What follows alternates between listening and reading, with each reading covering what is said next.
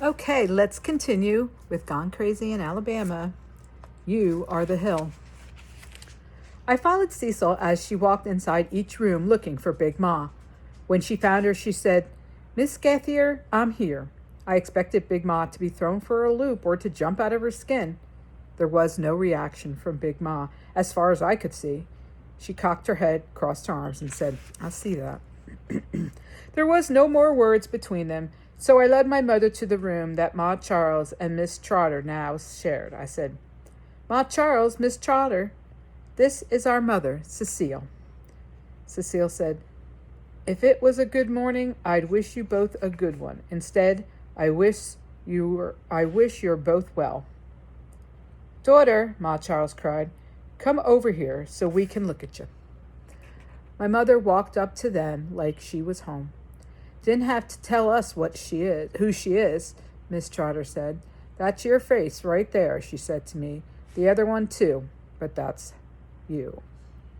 It was the one small burst of pleasure I felt, even though my mother and I hadn't hugged or really spoken to each other. Not really. "Wake up, Fern." "No, wake up, Fern." She kept her eyes shut. "Is Vonetta here?" I said a soft no. She slumped over to give me her back. "Wake up, Fern." She pretended to be asleep. "Little girl, get out of that bed." Fern sprang up and screamed. She ran to Cecile, bullying her head into Cecile's belly like she was trying to get back inside of her. Cecile picked her up and hugged her tight and swung her around. I wanted nothing more than to be invited in, but I stayed where I was. I never knew I could feel so awful, so jealous, but I couldn't make these feelings go away.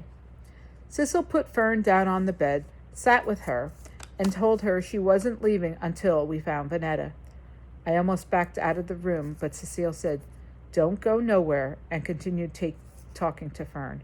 Now she faced me. "All right," Cecile said. "What happens?"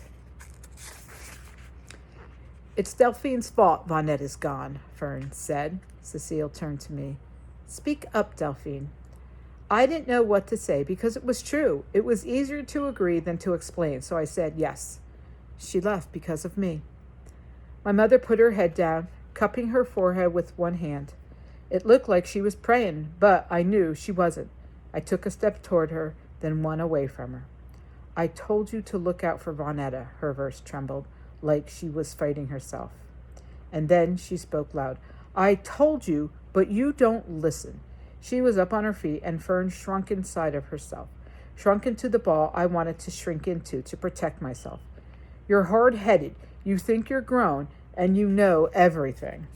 I stepped back, fearing the worst. "And whose fault is that?" Big Ma was in the doorway, right behind me. "Who do you think you are, coming in here yelling at these children? I won't stand for it. You need to leave this house now." Big Ma was no match for my mother, but I knew she meant what she said. Cecil seemed to grow bigger, but she stood where she was. "I'll leave when my child is found, and not a minute, hour, or day sooner." Cecile was the mountain, the crazy mother mountain. It was the calm in her voice that was crazy. "Minute? I can get the sheriff up here in a minute," Big Ma said, while Fern said, "No, Big Ma, no, Big Ma." Big Ma said, "This is my house. If I say you go, you're going." "Get the sheriff," my mother said again, calm, too calm. "I'm here for my child. I'll stay out there with the dog, but I'm not going until I see my child." Uncle Darnell was now in the room and stood between Big Ma and Cecil. Mr. Lucas tried to calm everyone down, and then Ma Charles made her way into the room. "This is my house, Ma Charles said. She turned to Big Ma. "Ophelia, Fern, Charles, Gauthier, don't shame me." My mother's face turned a shade darker when Ma Charles said all of Big Ma's names. In that moment, as I heard it myself for the first time, I knew it was partly true. My mother had left us 8 years ago when my father said she had to name my baby sister Fern. Big Ma turned to our mother. 1 minute she was puffed up with anger, and now she was just hurt. You only see someone who gave you your bloodline. She meant us, my sisters and me. We were the bloodline.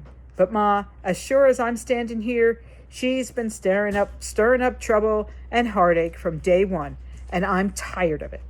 Ma Charles said, she's a mother like you are. A mother can't rest until she knows her child is fed, safe, and well. You can't be mad she's not here 1 minute, then be mad she's here the next. Big Ma just looked at her mother, wanting something from her, and then stomped off to her room. Uncle Darnell said, come talk to me, sis, and led my mother outside. And Miss Trotter said, I tell you, I don't miss the picture shows or television at all, not at all. That left Fern and me alone, she on her bed and me by the door. I was used to my little sister running to me. There was this saying that my Muslim classmate Rukia Marshall had taught me. If the mountain won't come to Muhammad, then Muhammad must come to the mountain. And sure as Fern sat with her arms crossed, I knew she was the mountain, and that it was my turn to come to her. I walked over and sat on the bed next to her. She uncrossed her arms and inched away, so I let her keep that distance. I was only looking out for you, I began. Well, don't, Delphine. I can look out for myself. She clunked her turtle head a hard, surely can. Fern was the baby I was coming out of Cecil on the kitchen floor. She clung to me and hid behind me practically every day after that. I didn't believe Fern could look out for herself without me, but I still said, okay.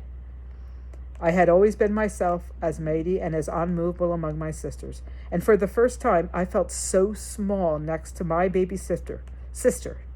Small like a hill, I added. I'm sorry about Vonetta. She snapped. Sorry doesn't bring Vonetta back. I know, I said softly. I want her back here in this house with us. You do not. It's not true, Fern. I miss her. She turned her face to me, looking every bit like Cecile. Pants on fire. Even angry Fern stuck to Big Ma's rule about never using the word liar. I love Vonetta, I said, but I don't always like her. You surely don't. And neither do you. She said nothing. But she's our sister, and we want her back. We sat on the bed until the space between us was eventually closed.